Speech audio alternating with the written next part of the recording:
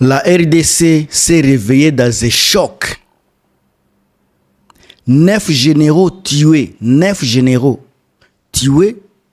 et 6 autres capturés par le M23. Naza kopesa bino ba information oyo ba eza verrouillé. Soni ya boye na gouvernement ya mboka na biso.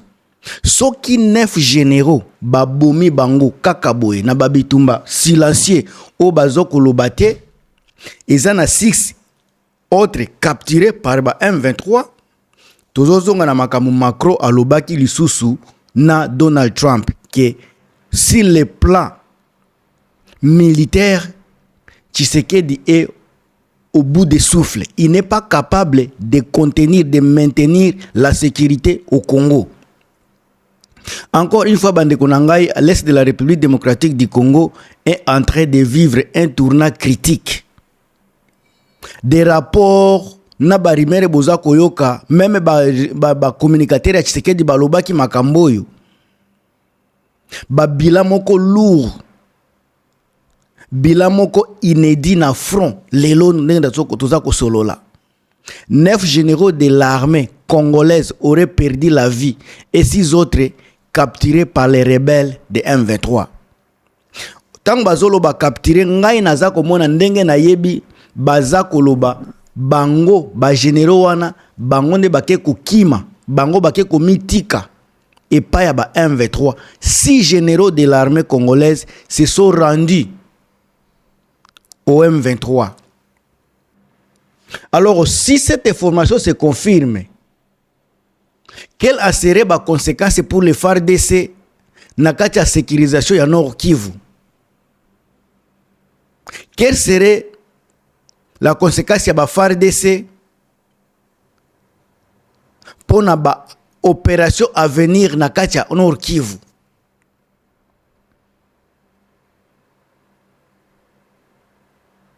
Alors capture oyo na ba liwa ya ba généraux na capture ya ba généraux eza déjà comme déjà guerre moko psychologique eza ko démoraliser ba militaire baza déjà démoralisé ba militaire o déjà basala donc ya FARDC oyo bazala kana moralité balia kate tant baza ko ka ba chef na bango nde baza ko boma ba chef na bango nde baza ko se rendre et pas ba M23 et ko jouer eza ko jouer mentalement na mentalité ya ba FARDC.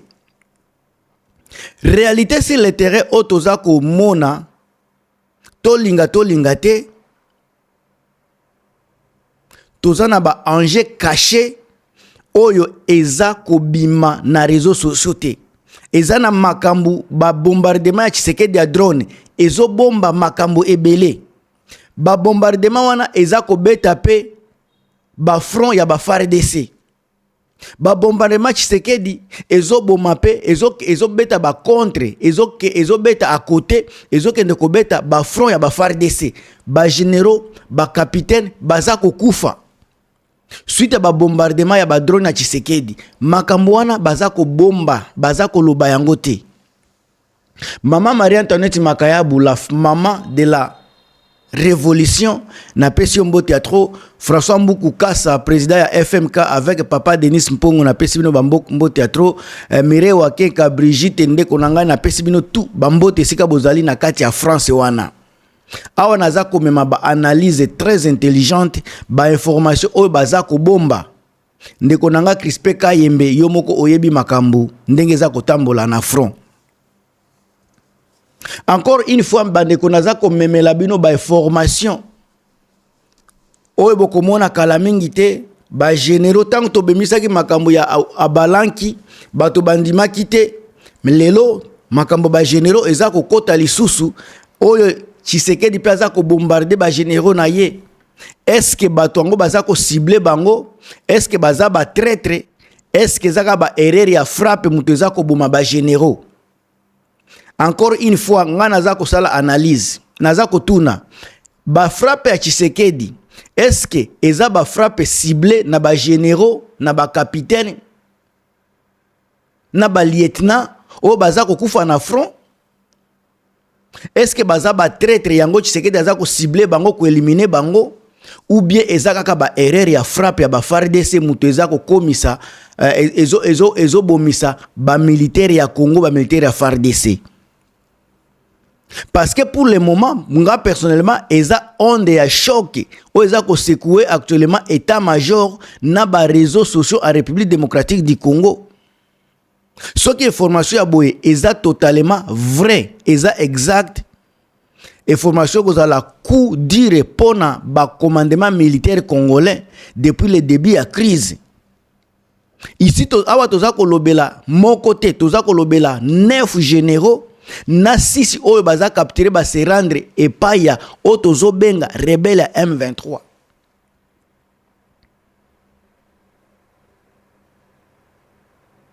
Alors ko perdre général na combat eza signe moko rare d'abord ezalaka rare et puis ezalaka eloko moko très critique. Tant que baza ko perdre 15 9 ya kukufa na 6 yo ba se rendre bandeko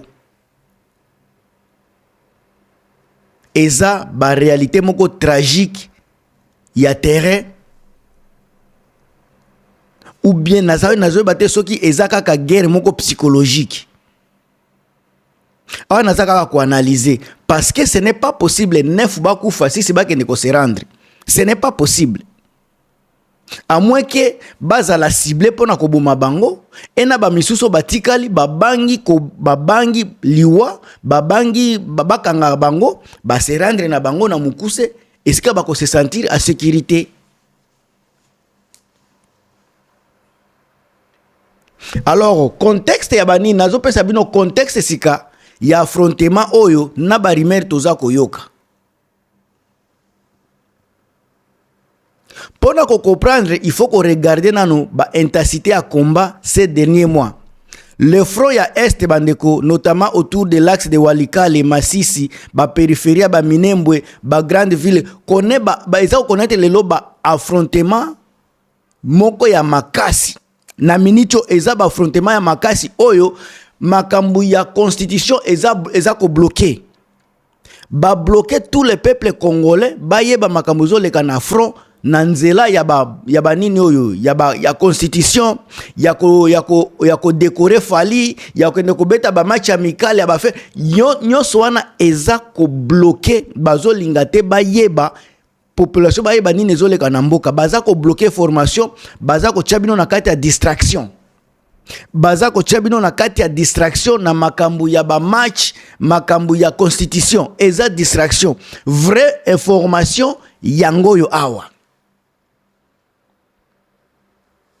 Alors, na kao informationnel otoza nango lelo annonce ekwei batu balobeli yango te encore une fois parce que batu baza distrait na makambu ya coupe du monde na makambu ya constitution makambu ya ville morte batu baza distrait na makambu wana mais bo fungola misu botala. Alors na kati ya monde ya lelo guerre moderne toza nango ba contrôle ya récit est aussi important que ba contrôle ya terrain. Ba M23 baza na relais baza na intérêt nyonso ya ko protéger image ya ko dérouter l'armée régulière pour saper le moral des troupes et de la population. Wana eza normal. Mais côté Tshisekedi est-ce que baza ko sala yango? Tous hypothèse que Makambwango est vrai.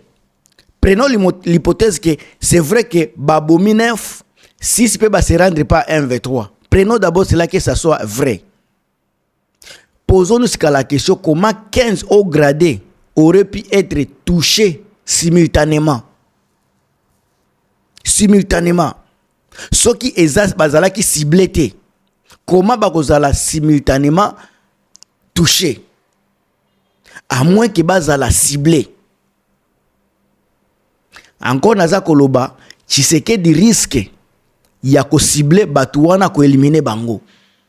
Eza risque moko nga nazomona Tshisekedi aza ko cibler batu wana asala bango mabe. Yango ba sisi mususu oyo bamoni ke baza na risque pe kozala ciblé ba se rendre bakimi na bango et pa ya ba M23 wana ndenge naza kosala analyse na ngai. Alors si à part wana toko taska na analyse no mosusu. Bombardement ciblé ou attaque des drones sur les postes de commandement centralisés lors d'une réunion stratégique de haute comportement de haute importance. Boyoki Makambouana. Nous savons que l'usage des drones s'est intensifié sur des théâtres de guerre. Deuxième possibilité est la embuscade de grande envergure lors des déplacements des crises sur axe que l'on croyait sécurisé. Wana pe ekoki ko salema. Le namakambo sika na kosenga na tout le monde bo zala prudent, bo rester prudent. Jusqu'à présent, sources officielles de l'armée congolaise n'ont pas validé ces bilans lourds. Toyebi bien que na kati ya doctrine militaire, capture ou la mort des généraux nécessite une confirmation stricte pour éviter les paniques. Alors, si le bilan est gonflé, il s'agit d'une stratégie classique de déstabilisation psychologique pour pousser l'adversaire à la table des négociations à position de faiblesse. Encore une fois, est-ce que M23 baza ko venger bango batu basali makambo yango tango babwaki babombe basiblaki ezalaki déjà boye. Alors ce que ezalaki cible bayebaki ndenge nini qui a donné les informations au M23 pour na kokoma na niveau wana eza question naza komituna ba makambo ya koloba eza ebele na situation oyo. Bilan ya 15 généraux, ce n'est pas quelque chose de blague. Alors, conséquence immédiate kozala. Conséquence immédiate, ce qui est ya vrai. Défi à commandement, yango elikambo liboso. Ce qui état-major est décapité. Wana est vraiment décapité. Bazako beta bango lokola nyoka boye. Yango bozomona ba américain bazako loba réorganisation, réinsertion ya FARDC il faut salema. Parce que rien ne marche, rien ne va na kati ya commandement ya FARDC. Il y a des problèmes majeurs kuna. Alors bandeko nini nde na kiko loba na makamboyo.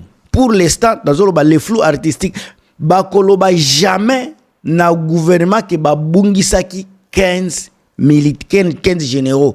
Jamais, encore jamais gouvernement koloba makambo wana. Parce que ekozala signe ya échec moko catastrophique. Alors bandeko, que pensez-vous? Pensez-vous que l'armée congolaise nous cache l'ampleur des pertes ou pensez-vous que c'est le M23 qui exagère ses victoires pour intimider? Oyo kaka eza ba question toza komituna.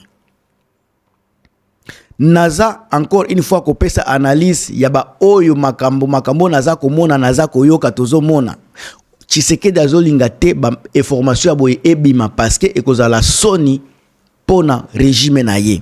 Ndeko nanga tia ba commentaire na yo. Grâce qui bombo na Italie sika ozali na pesi mbote ya trop.